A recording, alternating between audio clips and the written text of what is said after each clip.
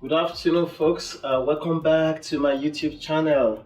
Today I'm going to be talking about some possible Joint Commission findings. Let's start with IUSS, findings surrounding IUSS. Let me kind of just list the different findings that I have seen in the industry, having been a part of several Joint Commission surveys. Findings surrounding IUSS. Findings surrounding point of use cleaning and point of use spraying. Findings surrounding instrument tape. Findings about preventive maintenance, equipment preventive maintenance.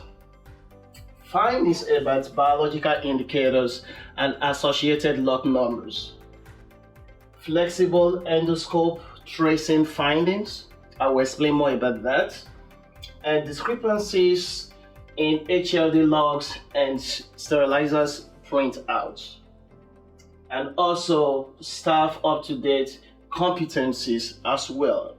So let's start with the first one, which is IUSS.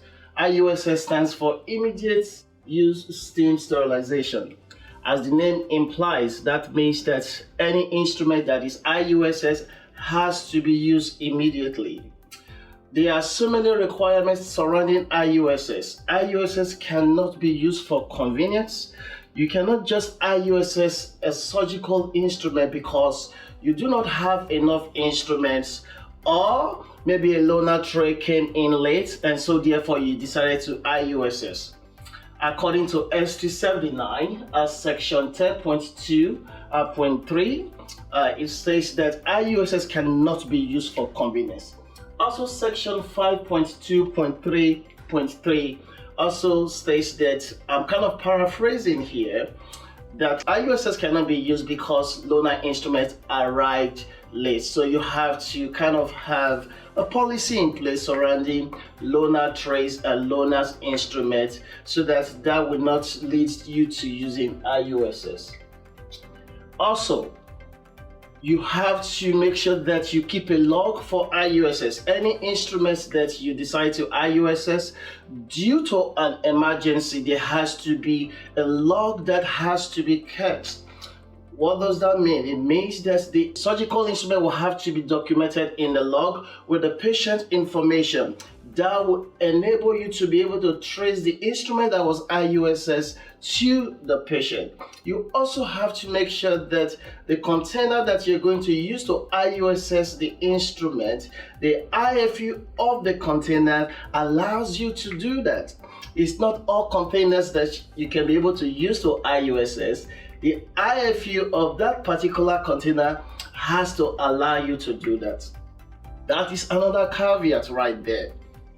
Another caveat surrounding IUSS too is that you cannot IUSS an entire tray. Just putting the entire tray in the sterilizer and IUSSing the entire tray, you cannot do that. You have to review the IFU of instruments to ensure that the IFU of instrument allows you to IUSS, and also the instrument has to be traceable to the patient. What about point of use cleaning and point of use spraying? The operating room has to do point of use cleaning and point of use spraying.